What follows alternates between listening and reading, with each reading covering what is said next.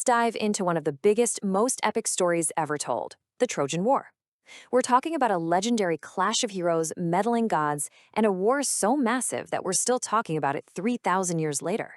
And we mostly have the poet Homer to thank for that. So here's the big question, right?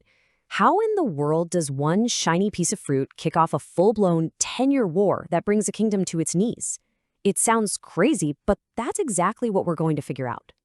Okay, so before we even get to the fighting, we gotta rewind. Because the real roots of this war, they didn't start with an apple or a stolen queen. They started with dark prophecies and solemn oaths that basically locked everyone into a collision course with destiny.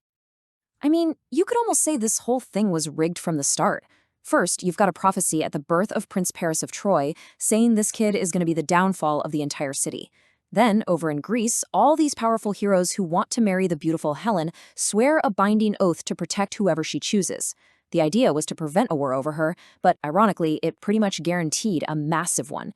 And to top it all off, the greatest warrior of them all, Achilles, is told he has a choice: live a long, anonymous life, or die young and be famous forever at Troy. So yeah, all the key players were already on a set path. So you've got all this fate and prophecy simmering in the background, and then this happens. Eris, the goddess of discord, and you know she loves to stir the pot, crashes a wedding she wasn't invited to. She rolls in a golden apple with the words, "To the most beautiful," carved on it. And boom, three of the most powerful goddesses, Hera, Athena, and Aphrodite, immediately start fighting over it. They pick poor Paris to be the judge, and they each try to bribe him. Hera offers him power, Athena offers him victory in war, but Aphrodite offers him the most beautiful woman alive, Helen of Sparta. Guess which one he picked? Yup. And just like that, Aphrodite helps him whisk Helen away from her husband, that old oath gets triggered, and the war is on. So, the lines are drawn. War is coming. And we're talking about armies stacked with some of the most legendary heroes you've ever heard of. But here's the twist. This wasn't just a human squabble. Oh no. The gods up on Olympus, they were picking teams and turning this whole thing into their own personal, very deadly game. So who's on the field? For the Greeks, you've got the big boss, Agamemnon, leading the charge. His brother Menelaus, who is, let's just say, not happy about his wife being stolen. Then there's Achilles, basically a one-man army. And of course, the incredibly clever Odysseus. And defending Troy, you've got the noble King Priam, his amazing son Hector, Troy's greatest warrior, and, well, you've also got Paris, the guy who started this whole mess. And up on Mount Olympus, things were just as dramatic. Hera and Athena, they were furious with Paris for not picking them, so they were Team Greece all the way. Aphrodite naturally had Paris's back. She's joined by Apollo, Troy's patron god, and Ares, the god of war, who honestly just shows up wherever there's a good fight. And let me be clear, these gods weren't just spectators. They were down on the battlefield, meddling, protecting their favorites, and making things a whole lot messier. 9.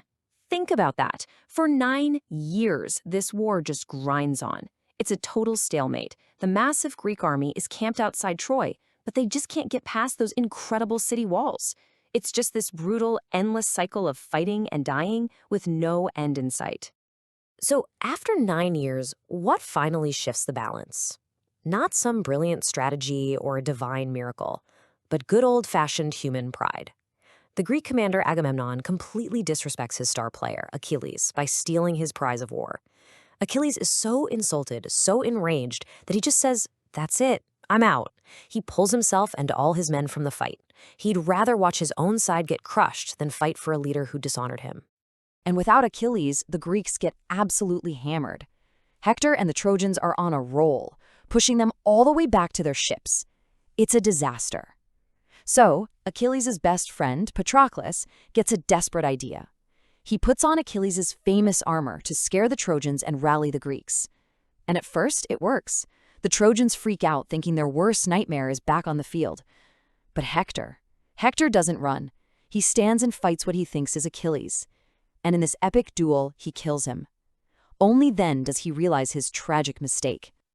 The news of Patroclus' death just breaks Achilles. That pride, that fight with Agamemnon, none of it matters anymore. It all just melts away and gets replaced by this white-hot, all-consuming need for revenge. All he wants, all he can even think about is making Hector pay. And that singular focus is about to change everything. So Achilles is back in the fight, and this is where the dominoes really start to fall. The greatest heroes on both sides are about to meet their end, paving the way for the most legendary trick play in the history of warfare. Achilles, completely driven by vengeance, hunts down Hector and kills him. But his own victory lasts maybe 5 minutes. Paris, guided by the god Apollo, fires an arrow, almost a lucky shot, and it hits Achilles in his one weak spot, his heel. And just like that, the greatest warrior is dead. Not long after, Paris himself is killed by the Greeks. In a dizzying flash of violence, both armies have lost their greatest champions. So now what? The Greeks are totally stuck. Their best fighter is gone, they've been at this for 10 years, and those walls are still standing. All the brute force in the world hasn't worked.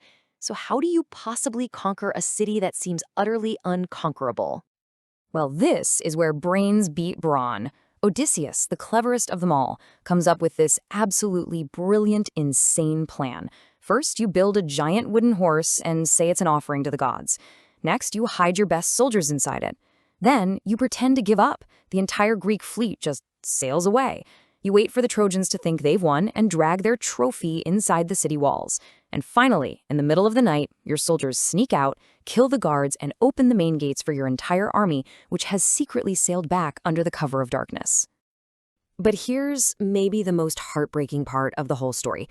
A Trojan prophetess, Cassandra, sees exactly what's happening. She is screaming, "Don't do it! It's a trap! Burn it!" But she has this awful curse from the god Apollo.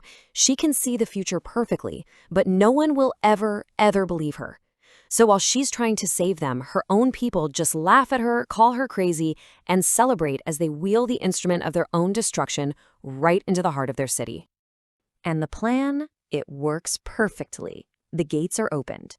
But what comes next isn't some glorious, heroic victory. It's a horrifying slaughter.